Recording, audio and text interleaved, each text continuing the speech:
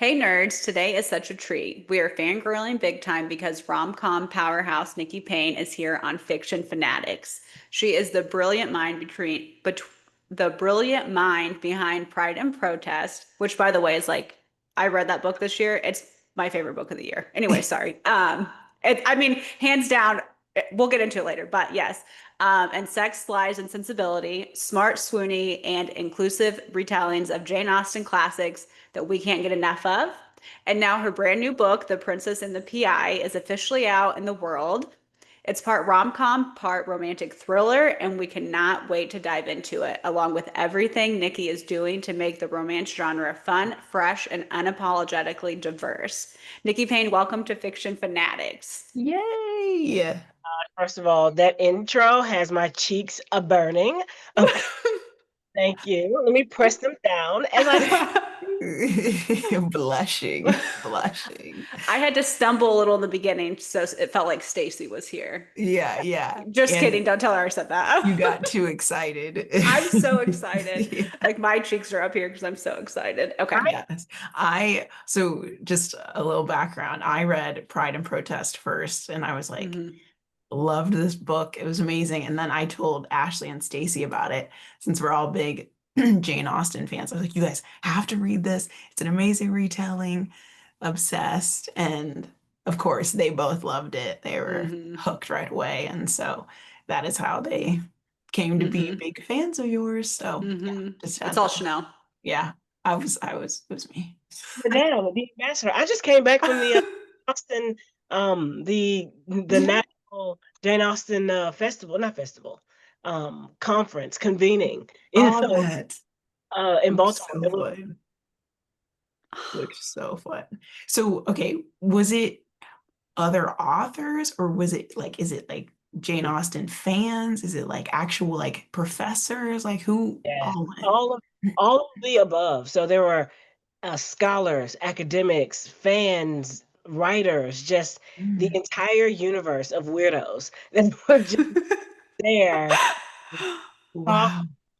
to dress up, honestly. Even just cosplayers. Do you know what I mean? Hmm. Just Hmm. people dressing up.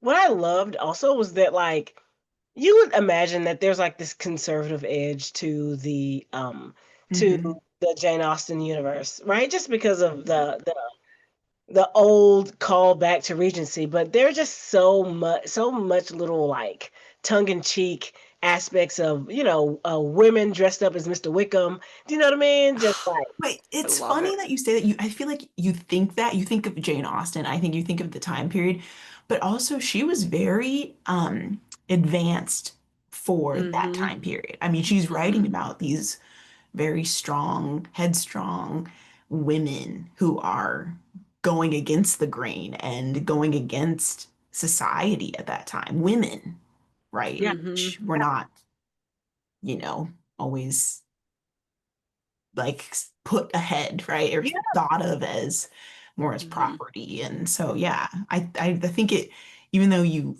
think more of conservative, you're like, wait, actually, Hmm. at the people time. and scholars of that time, if they truly know Jane Austen and her works, it's like, That's no, right.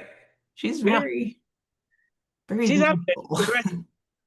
Something I said there that's very interesting is like, even if you think that like, reading is non-political and like, let's just go back to reading our, things that don't mean anything. Like there's no way that you will finish like reading Pride and Prejudice. And you look at Mr. Collins, who was supposed to be Elizabeth's intended. And you look at this guy and you're just like, oh, he's an idiot, right? Like he should not have inherited that land. The Hmm. daughter should have inherited that land. So like even Mhm. if you get nothing, even if you hate Mr. Darcy, you get nothing from that story. You definitely get that men inherit the land just because they're men is idiotic, right? And Yes. it was Right. political work back then, right? Yes. Mhm. Yeah, Hmm. yeah. Yeah. I Yeah. love You that. take Yeah. something from it. You Yeah. do, you do. Yes, Hmm. for sure. There's layers to it. It's not Hmm. just Oh, like this romance story. And right. Yeah. yeah. Yes. Okay, segueing into our first question. How and when did you fall in love with the works of Jane Austen? Oh my gosh. Buckle up. um, there's a time for us elder millennials, okay? And it's right in this pocket of time. And I would say like the 1995, 1998 time period. You're coming of age. Maybe some of us are growing boobs. We don't know what's going on with our bodies, right? And what's happening is like people are producing a lot of media that is classic remixes. So that iconic Romeo and Juliet with Leonardo DiCaprio, Mm-hmm. right? The movie O, the retelling of Othello, 10 Things I Hate About You. Oh yeah. He's the Mhm. man. Just like think of Yeah. just being in the pocket, like of at that time. Clueless. Oh my gosh. Mm-hmm. So just imagine you're 12 years old or whatever, and like Clueless comes out, and you're just watching Paul Rudd, and you're like, this better not do anything to me sexually, you know? I'm watching this, but I better be okay after this. What's happening? And I found out that that was a retelling of Emma. And I said, Emma, wow, Jane Austen. Let me get in the white folks' business. Okay. Let me really deep dive. Okay. And I fell in love. 1995 was also the year for that 8 hour Pride and Prejudice on the BBC, right? And Mm-hmm. that one Sense and Sensibility, I think it was 96 maybe. Was That that one Gwyneth Paltrow? with Emma Thompson Oh, sorry, and and the other oh my white. God. Oh, I cannot believe I'm getting her name. Rose. Yeah, Emma Tillman. Oh, Rose. Kate Winslet. Yeah, yeah, yeah. Yes, there. I Mhm. was Yes, like, yes, what's yes. her name? Yes, and where she's having like the nervous breakdown on the Shays Lounge, like that was all in that pocket of time. Like Yes. congratulations for everyone who came out not weird, but for myself, I wasn't the same. I was not the same. I consumed so much of that media that all I dreamt Mm-hmm. was thinking of these worlds in LA and think, it was just Mm-hmm. part of the water we were swimming in. Yeah. Yeah. When you think about it like that, you're just like, well, yeah, it's like getting drilled into you and stuff. Yeah. Yeah. It is like classical literature was everywhere being retold, you know? Yeah, Um, I didn't realize that it is though, or it was in that time. It was so Yeah. much. Yeah. Yeah. Anyway, sorry. did that influence you? This is just my own personal question. Did that influence you? Like, did you major? Like, what did you major in? Were you Oh, like, I majored in anthropology, oh, and okay, okay. cultural anthropology, but I had so many English credits that my professor sat me down. She was like, "Do you ever think about going to like English grad school?" And I'm like, "What? That's weird. I'm gonna make the millions and be an anthropologist, you know?" And she's like, "Okay, just asking. Don't want to be weird." But she's absolutely right. I ended up seeing her in one of my tour dates in Houston, and she was like, "Well, I don't want to say I thought so." And I was like, Did you "Listen, know? yeah, But I yeah, did. yeah, no, she was like, you are taking so many of these literature courses, like Yeah. something that you love. And I was like, you don't know me, you're not my real dad. So Hmm. I, So, I, you know, I, I didn't follow that thing, but it was just always, I loved it. I loved yeah. it. Yeah, that's so cool. Even back then. Okay. Again, this is like my own side question. Austen or Bronte? Oh, I mean, listen, we love a troubled king. Okay. I love Yes, that. we do. Yes, we do. Okay. I love a sad ass king. Don't get me wrong. There's like a little touch of like an F boy love. You know what I mean? Sometimes, but I have to go with Jane Austen because the thing that I love about her works is the sensuality under the pages of like restraint. Like the restraint, the trying to do what you ought to do despite what you want to do is just Mhm. it's hot to me. Whereas Bronte's characters, Meg Thee Stallion, one of my favorite philosophers, has a song, um, and she starts off, "I do what the I want when the I want," you know what I mean? And that is absolutely a Bronte hero. Yeah, yeah, Bronte hero literally just runs roughshod over. Like you imagine, it would be great. Like who you gonna marry? I feel like I'd marry a Jane Austen hero. Who I'm gonna fool around with? Absolutely. Let me tell you. Okay, Mr. Rochester by alone would be just Yeah. great. Weeks. You know? Okay. That is Well, then, so sorry. true. Well, No, I go have to ahead. know now, what Jane Austen guy would you pick then? Oh, to have for Mary. How about we'll say To marry, Mary? to marry. Mary. Oh. Oh, wait a minute. Wentworth. I was gonna say that too. Yes, What? Whitworth. Captain. Yes. Let me tell you something. The captain can fold you. Okay, the captain, babes. It's Wentworth for me. It's Wentworth for Man, me. he never stopped loving her. Yeah, Never stop. Wentworth. He's a Never man stop. obsessed, and He, I love it. I'm here for it. yes, he was mad when he came back. He was just like, let me make sure this woman know that I'm still that I'm still, Uh-huh. you know, Mm-hmm. and just absolutely folded. Oh, it's Wentworth for me. Yeah. But let me tell you a secret. Let me tell you a secret. Couple of nights, couple of weekends, Wickham. Okay, I'll die.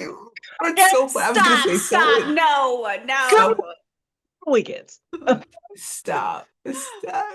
And he was a fun guy. He was charming as hell. Troublesome. Trouble. Lydia. Lydia. I can't. Lydia had a great time for a week. You know she. You know, You're she was like, living her best life, so we Yeah. can't even be mad at her. I want him from Friday night until Saturday or Sunday mornings. No Wickham brunch, no coffee, just get out. is a song. He's the weekend. Okay. Yeah. So freaking funny. That's hilarious. I can't. Chanel, who are you picking? No, those are great picks. Mine would be to fool around with. I love me some Heathcliff. Oh, But to marry, yeah, I would say Wentworth, but I don't I don't know. Something about Darcy. Something about I don't know. I know. It's something. It's Something. Yeah, the money. There's something. you use this. Okay. We proud people now. Yeah. You're crazy. I can't. Went over to family house and you're like, you know what? I can be mistress of all this. You know? I know I could.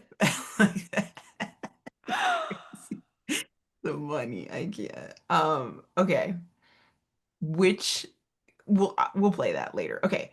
What's your favorite rom-com trope to read? And then what's your favorite rom-com trope to write? Favorite rom-com trope. Is this a trope? Is it like a little micro thing?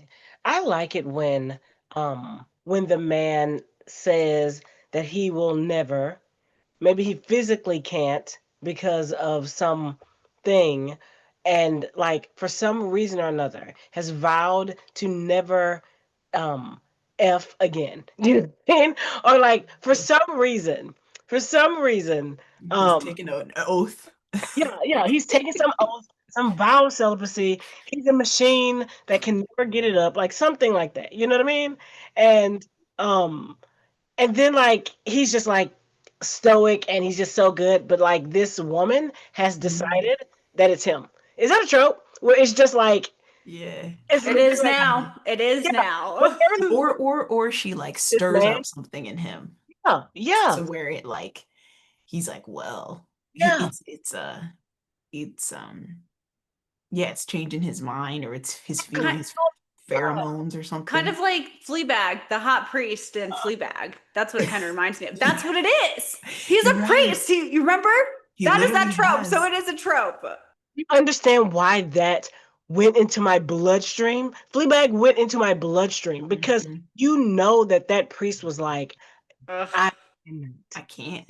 I but think about that show every day. I'm not joking. Every day. I love it so much. understand that tension of the restraint of like it was so much hotter that they didn't somehow. Do you know what I mean? It was so It much. is. Mhm. I love that. I don't. Is that a trope? All of this to say, is that a trope? I don't know. I But think it is now. I think it is now.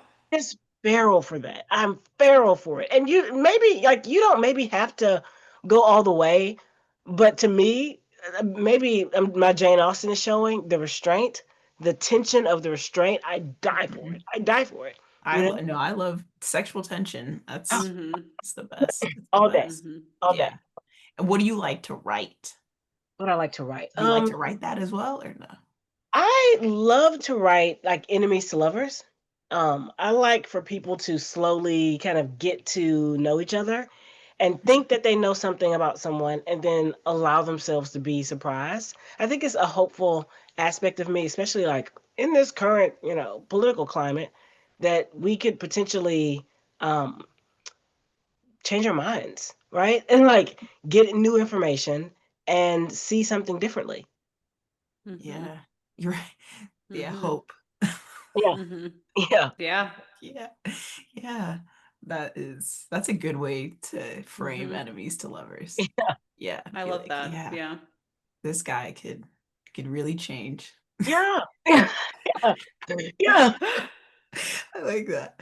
Okay, so speaking about Pride and Protest, what besides your love of like Jane Austen, what was your initial like idea or spark that kind of made you want to write that book at that time? No, that's a great question. Like I mentioned before that I'm an anthropologist, and my research on I was doing research on aesthetics and power, which is kind of like what people find beautiful, why they find it beautiful, what is the kind of origin of those ideas. And a lot of times people just think that it's natural and that it comes from nowhere. But even those ideas about what is beautiful can be taught are oftentimes um, built on the type of media that we're consuming, all of those things. So all of this to say is that I was doing this research um, on aesthetics and power, and I was looking at the data on dating apps, and they found that Black women and Asian men were like the least responded to in these dating apps. They were Mm, perceived to have like less sexual capital in these dating atmospheres. And I just got really interested and curious about that. Always Jane Austen is always in the back of my mind. But I was also thinking like, what would happen if these archetypically desirable, moody, masculine, brooding man was Asian? And what would happen if this delightful, desirable woman who says no, not once, but twice, to eligible men who make 100% sense was a Black woman? What changes? What stays the same? And I just got really curious. And I also just found it a joy to write, honestly. yeah. That is so interesting. I mean, as someone who's Black, I already knew that about Black women, but I didn't know that about Asian men, that they Yeah. were Mhm. quote unquote not desirable, not seen as attractive. Because personally, I think Asian men are attractive, but Mhm. yeah, What's his name from The Summer I Turned Pretty? Oh my God. yes, Did you watch it? I don't Sorry, know anyways. is that the brother? It, yes. Yes, the Yes. brother. I don't know his name, but I'm thinking of Manny. Cinto, don't Uh-huh. That's who I'm thinking of. But break my heart. but this just came up recently because Love is Blind. Mm-hmm. There was It, I these saw two this. Asian, yes, yeah, it's yes. Patrick and He had so much yeah, anxiety about being Asian and desirable, right? yes. And I of thought course, about now that. my algorithm is all these people talking about it. And there was a psychologist, Asian psychologist, and she was saying Asian men, again, there's studies where they are linked to being, like you said, on dating apps and in the Hmm. dating world as being less masculine, Yep. less desirable, like Yep. all of these, and even in leadership, like it Yep. was crazy. And I was just like, dang, I Yeah. just had no idea. So that's very interesting that, yeah, you brought that up and that you were like, I'm gonna write my lead, Yeah. my lead in my book, my Yeah. romance book. I love it. That's so And when awesome. you think about like those aspects of like of Dorsey in the boardroom at Pride and Hmm. Protest, the way he was like consistently disrespected. You know what I mean? Hmm. Or like seen as like someone who had to be guided through that process. He resented the hell out of it, you know? Yes, yes. So interesting.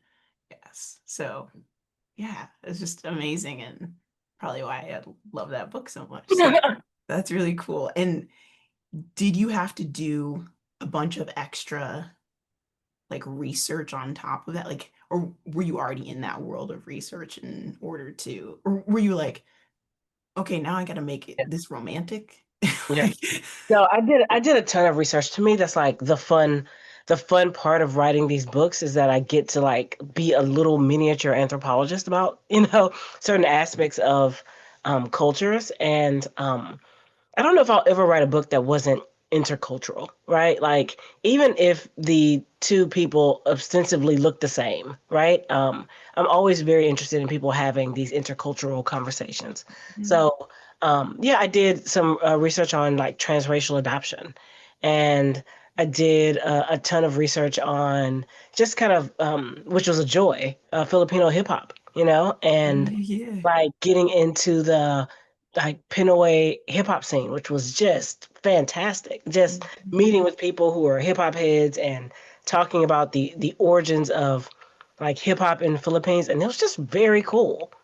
Yeah, that's super cool Yeah. and like Yeah. brings authenticity to the book. Yeah. You know what Yes. I mean, yeah, that was very cool. So cool. Um, okay. What was it? I guess what were difficulties versus what was kind of easy going into your second book, since it is and it isn't in that world, another retelling.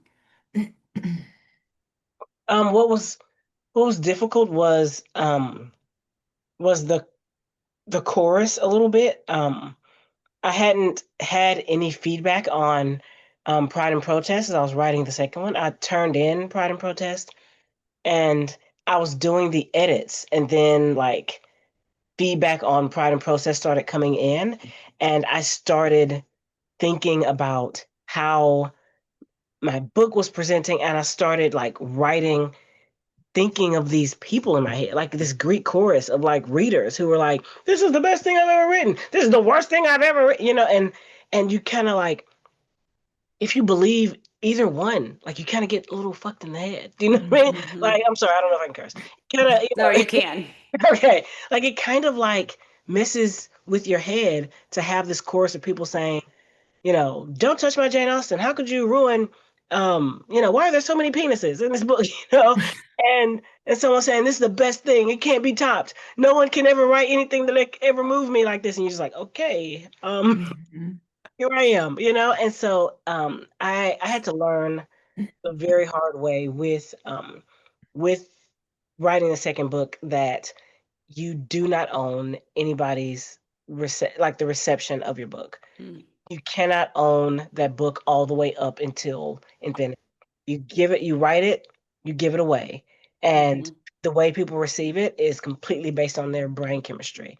But I was trying to own the like reception of this book all the way up into like the insides of people's brains. And it was exhausting. And Mhm. I couldn't do that, Have you've ever like created something and you're curious about its reception because it's like this piece of you. Mhm. And it's this weird aspect of realizing that you cannot own that. And it's like you have to learn it. It's not natural, it's not intuitive. Yeah, but that's super hard. Did it help talking to some of your author friends and kind of getting some Yeah, advice? it definitely helped talking to author friends because we have in the in our like little Berkeley group, we had this water spray bottle for when people went on Goodreads. And just like, no, no, no, And you would get this water spray bottle whenever you went on Goodreads, and then don't do it. Like it doesn't Yeah. belong. Like Yeah. as readers, we loved like seeing how people thought about the books, but like in author spaces, it's just not for you anymore. Yeah. Yeah. It's probably hard because you were readers before. So you Yeah, were reading reviews before yeah. and obviously Consuming them. Yeah, yes. And now yeah, you're like, I can't even, like you said, be in those spaces anymore yeah, because yeah. I'm on the other side. Yeah. Exactly. That's hard. Okay, so now that you're obviously like a published author of a few books, what have you noticed as a Black author and then also as like a Black woman in the publishing space? Positives and then negatives. Would you Yeah. say? Um, the positives is that there is this community of people that that understand precisely like what you are putting down. And I think you know, you write this book and there's like this series of concentric circles, right? And um you can read the book and never have read Jane Austen, and you're like, oh, okay, I like this book, right?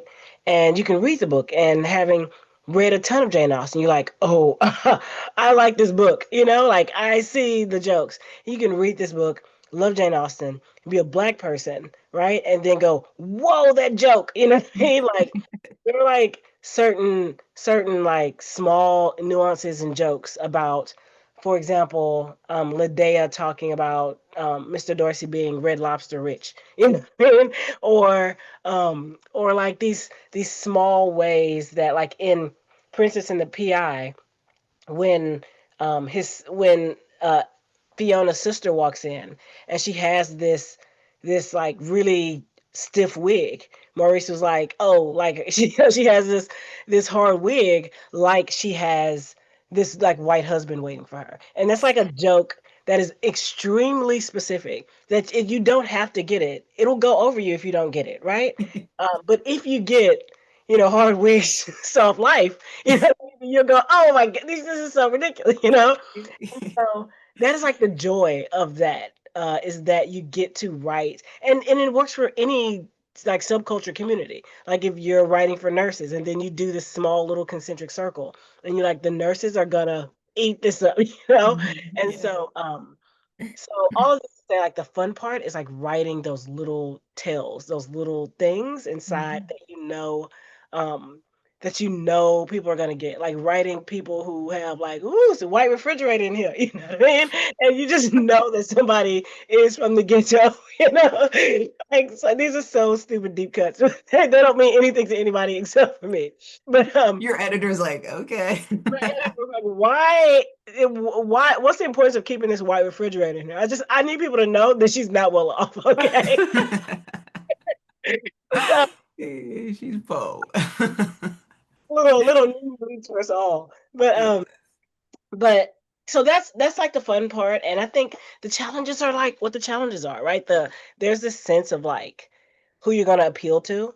The notions, the idea that a black story is not universal, and that a white story is inherently universal, right? Um, Mhm. that this character can be from um, a white character can be from the underworld, can be 3 foot tall, be in this world that no one's ever heard of, and a black woman in a small town is like unrelatable. Do you know what I mean? And like that Mhm. tension of like, I can't relate to this character. I just don't understand. And the inability to create empathy for a character who is just Black or Latina versus your ability to really extend your empathy out to people in different worlds, like orcs from Mars. You know what I mean? You're just Mhm. like, I really believed in this character. Like I really felt embodied in this orc from Mars. You know what I mean?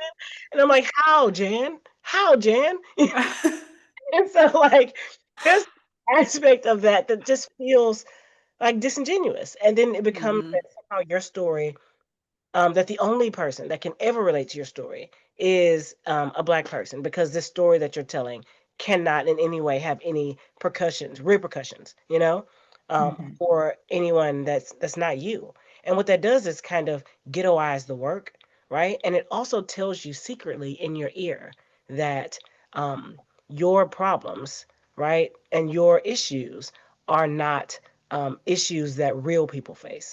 That this, Mhm. you know, that Mhm. these issues, these problems, these loves, these joys or whatever are niche. And that is does political work as well, you know? Mhm. Mhm. And Yeah. is it true? Yeah, yeah, for sure. Yeah. And that's so frustrating because Yeah. yeah, like I said, it's not true because Yeah. you Mhm. can see it in everyone, like you said. It should be more accessible, right? Yeah. Mhm. Yeah. It's a lot of people. Yeah. Yeah, that's wow. Tough, but also amazing because there's, like you said, there is a community of people that you can have support from and love from and Yeah. access to. But Yeah. I think it also speaks to the fact that we just need more marketing and support from, Mhm. you know, Yes. bookstores and publishers and Yeah. And readers. like, and publishers being willing to market and support us in different ways. Like sometimes those avenues don't look the same. And so they'll say like, listen, we got you booked on this podcast here from like in Utah. What's your what's your problem? We did the same thing for this person and they got 1 million readers. And I was like, well, here's the difference, right? Acknowledging the different pathways and acknowledging that the readers are going to be in different spaces as well. Mm-hmm. Yeah, Yeah. yeah, for sure. Okay, so let's segue into The Princess and the PI. I know, I just finished it today. Woohoo! Yeah, yeah, the audiobook. The audiobook narrators for all of your books have been incredible. Like Mm-hmm. they are so good. It Yeah. makes the I love to story. read. I love to read so much. Like I couldn't believe how good she was. I feel like she could just rock me to sleep. Mm-hmm. Her voice is so perfect. Mm-hmm. Yes, yes. Oh, they all have been. Okay. So, what made you want to shift from being from just like, I mean, obviously like a romance, but adding kind of that mystery thriller kind of Mm. aspect, throw that genre in there. I wanted to put the girls in danger. Do you know what I mean? Like, let's I sometimes love like a little cozy something, like a little something cute or whatever, but sometimes I'm like, listen, give us some stakes. Like Mm-hmm.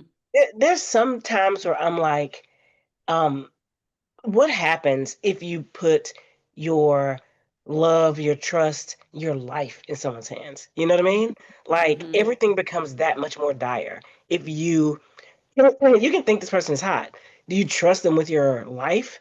Do you trust them with all these other things? No. But like if you have to be put in a situation where this person can potentially get you in jail and get you out of jail, could hurt you, harm you, could Mhm. harm your family. And your life is also in danger. The stakes for saying yes or no to love to this person become incredibly higher. And I feel like the Mm-hmm. risks are high and the rewards are that much higher. Very true. Very Yeah. true. Also, I want to add, Mm. because I ended up texting Ashley and Stacy about this while it took me until I was like a quarter of the way, a third of the way through the book to realize it's in the same universe. Yeah. This is Maurice. This is the brother, the Bennett brother. Stacy's favorite character, by the way. Yeah. Stacy's Yes. favorite She character. loved him from So Pride and much. Protest, which Yes. is really Mary, Yeah. from Very Pride Bennett. and Prejudice, which he was turned into Maurice Right. in your book, Which is and amazing, by the way. Anyways, go on. it is amazing because It is amazing. he's kind of this like sleeper character in Pride and Protest, and then he kind of comes into his own at the Mm-hmm. end of the book, Right. You and can see that like beginning of that evolution. Like from his sister's eyes, he still comes off as too serious, too all of Mm-hmm. those. But yes, like you even see where the reader sees by the end of Pride and Protest that he was telling the truth about Mm-hmm. Dorothy and all of those things. And yeah, he did know before everyone that yeah, like all those things are true, but all the girls are just like dumb Maurice being dumb again. They Yeah. don't they Don't won't listen to write him. him off. they won't give him any credit. And he also thought of the whole plan to get, Yes, yes, Mm-hmm. you know, yes. and just thinking about that the type of person that he would grow into being was something, Mhm. you know? And Mm-hmm. I had no idea. I was like, I was thinking to myself, Bennett, he's got the same last name. I was like, She was she like, couldn't man, be this is so creative. crazy. I Who was like, she could be is creative. this? And then I was like, Maurice. And then Ladea came in and was his assistant. I'm like, Ladea? I was like, this is, I mean, I was so slow. You're like, wait a minute. Let me back I'm in up. Let my me car back up. driving around like, what?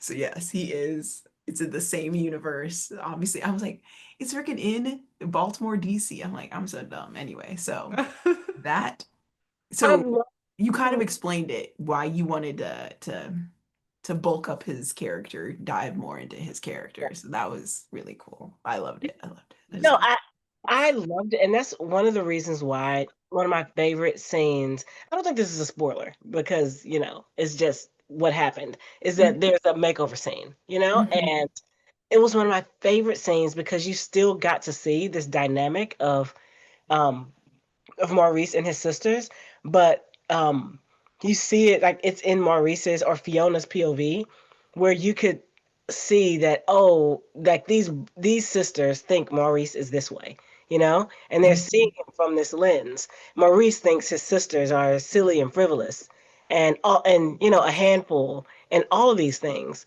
But there's still this like under like this they love each other very deeply, but they see each Mhm. other so separately. And Yes. Fiona was able to see on both sides that Maurice may think that they are silly, but they are like affirming and like really loving and fun, And Mhm. Maurice and well, they see Maurice as stubborn and too serious and all this, and she sees him as a great man and a great detective. Mhm. So Yeah.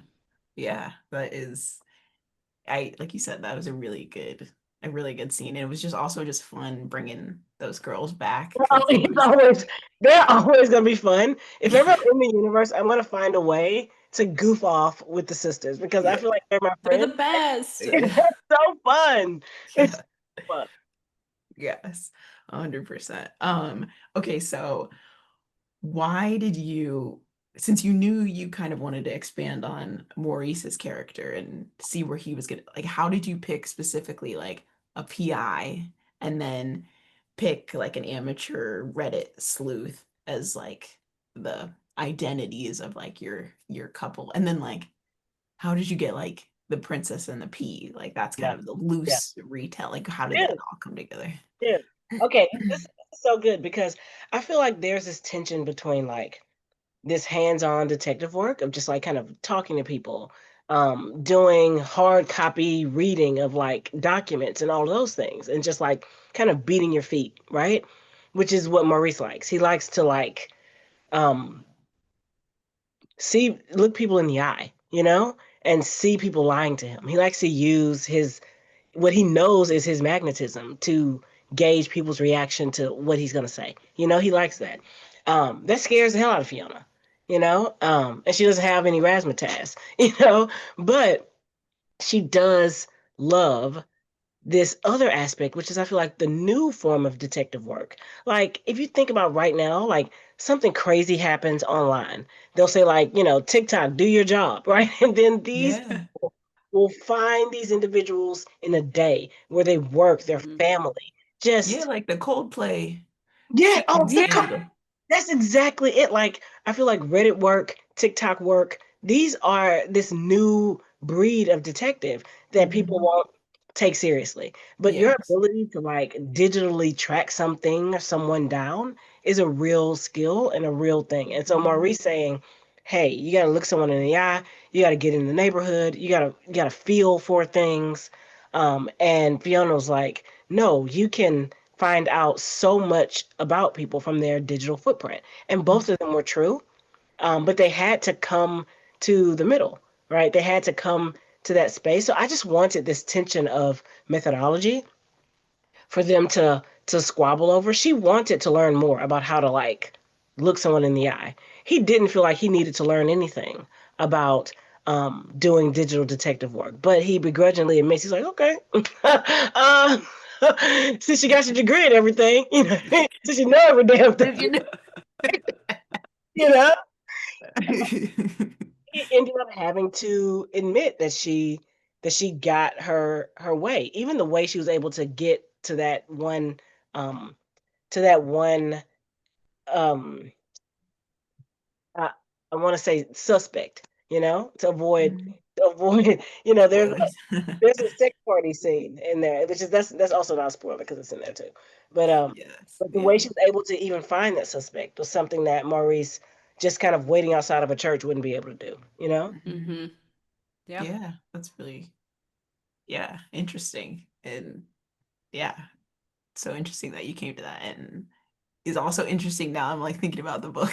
Like, yeah, yeah, yeah. What made you come up with like Princess and the PI? Was that just like intentional, or were you just Yeah. like, oh, because he's a PI and the Princess and the Pea and No, yeah, yeah, yeah. No, it was absolutely to me, about the Princess and the Pea, right? So it was like that. It's essentially about like if we let's go into themes, right? So like, um, Maurice is a person who has been like told that he is too serious, feels things too deeply, all of those things. And if you think about this story about the Princess and the Pea, who is just so disturbed by this small thing, you can either think that she's being a prima donna or a diva, or like the way that they knew that she was like this real princess was her ability to be kind of disturbed about the things that aren't right in the atmosphere and in the world, you know?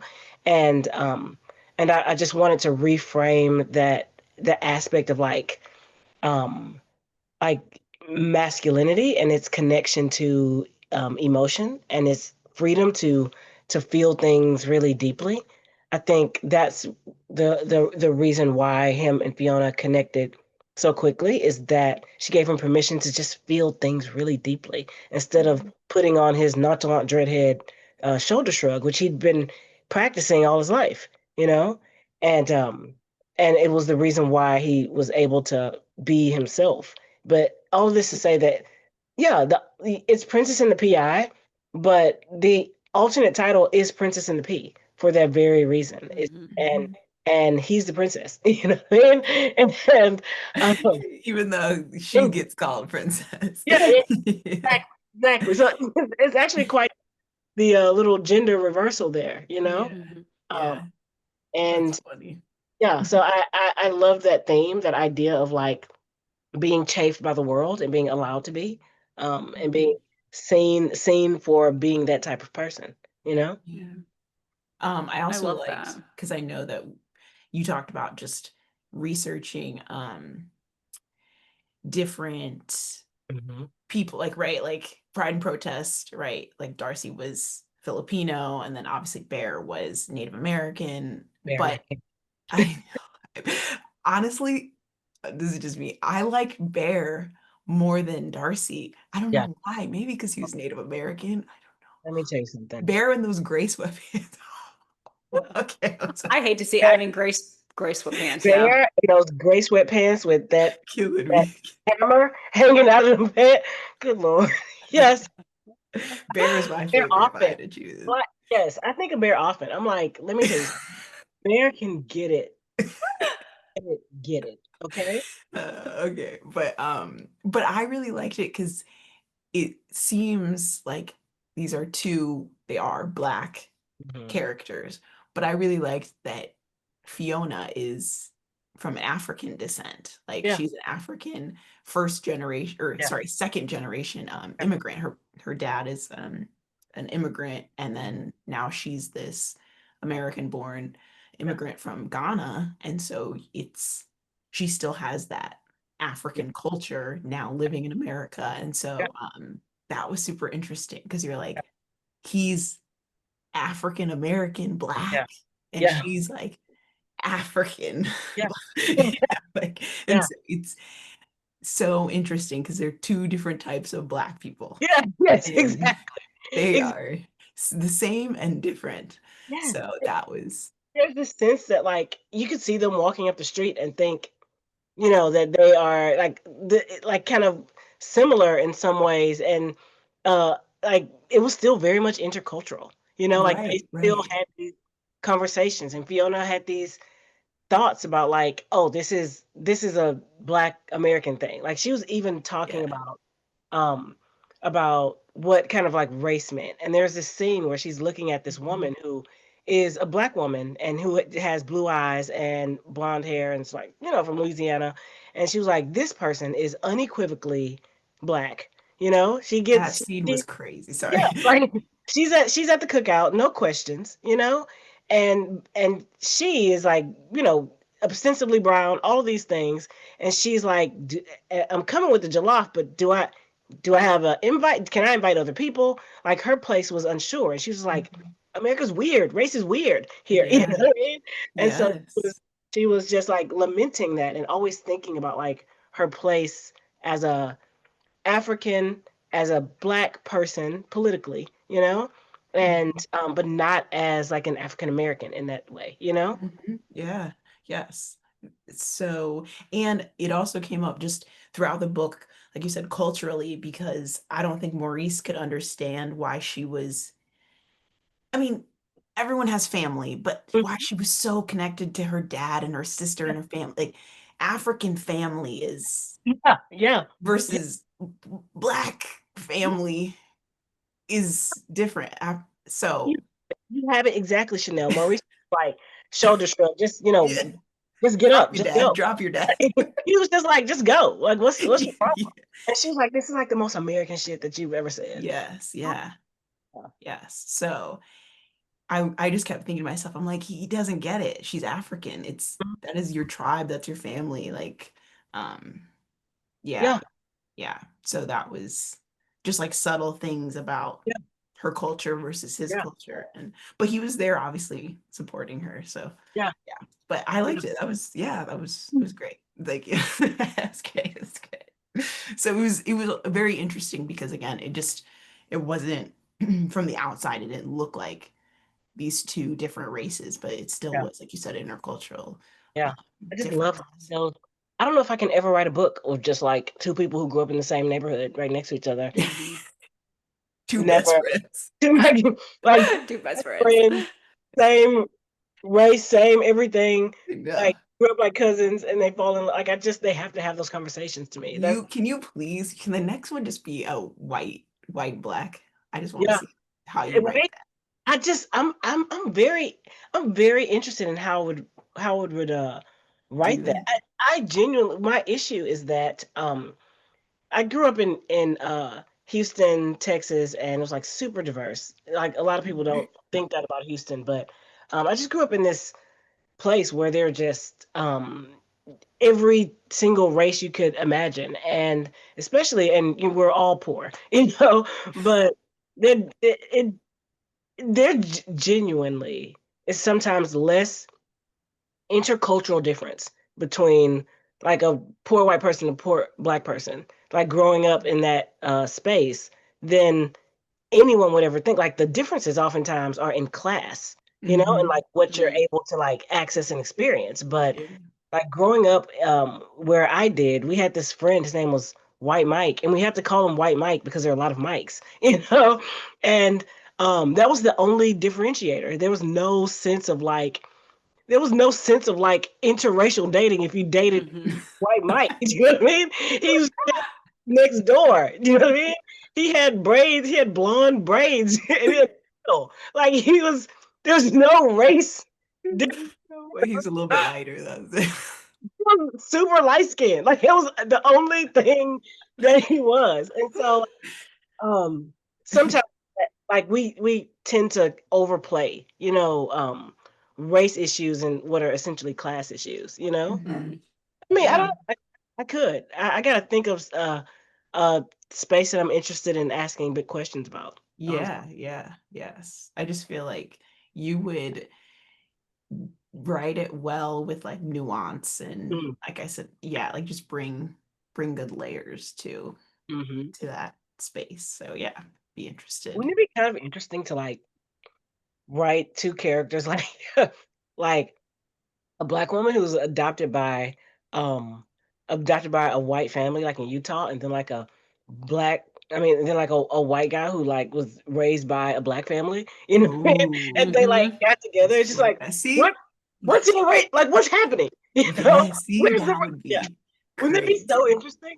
Yeah, Uh-huh. that would be crazy. Look, you're Mhm. already thinking. Right? You just like where's the like who is the white person? Like you know what I mean? Like Yes, that would be yes. very interesting. Yeah. Seriously, because it would just be they'd be so confused by each other. They would, Uh-huh. they would, Yes, they yes, would. 100%. Yes, that would Um, be crazy, oh god, crazy. actually really funny. I got Yeah, I like that. Yes, that would be so crazy.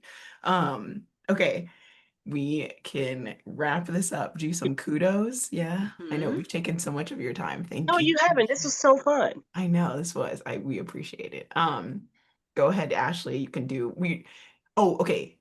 Speaking of, since you obviously know what AO3 is because at the end of your book, Yes. I loved the little Yeah. Ashley at the end of Princess and the PI. This is not a spoiler because But No. I love spoilers, so what it she doesn't does matter. So a snap AO3 shout out at the end of Princess, and I was just my mouth was hanging open. I'm like, she's a fanfic girly. So anyway, to segue that, we do at the end of our podcast, we do kudos like on AO3, just saying thank you to people or things, whatever that we are appreciative of for the week. So Ashley, you can start us off and we'll go around. Well, obviously my kudos is for you because I've been looking forward to this interview for so long. You're so amazing. I just cannot tell you how much I love your work. It's just, yeah. Chanel was right. Chanel recommends the best books, and she was like, "You would love this book if you read it," and she was right. I can't wait to see what else you have in the future. And just for like making time for this, because I know it's like at night and it's kind of late and you've probably had a busy day. And so Yes, just thank you busy. so much. And then I also want to just shout out Stacy because she's so sad that she's not here. She loves your work. And she's off doing her mom thing. So hopefully she has got it under control somehow. I don't know. Yes, I'm gonna piggyback again. Thank you for hopping on and chatting with us. This was super fun. Mhm. And yeah, I just thank you for your books. I just Mhm. love it. I couldn't imagine having my like Jane Austen and then seeing characters that look like me and it just yeah, thank you. Thank you. Thank you. Mhm. That's all I have to say. Thank you. Don't like, it means something to like read something, take it off your TBR, actually read something, then actually scream about it and like Mhm. create media about those works, especially if they're like people of color. It can sometimes be so hard to get like break above the surface in Mhm. that space. And this is work that you all are doing. So I just appreciate like the labor of reading and shouting, you know, um, it's incredible, beautiful labor, and I really appreciate that. Yeah. Thank Well, you. thank you for Thank you. writing. Gosh, Hmm. that's can okay. I'll ask offline. Okay. Okay. Thank you for being on. Thank you everyone for listening and read what you like. Woo. But specifically Princess and the PI, because it's out Yeah. now. Read it by Nikki Read it. Payne.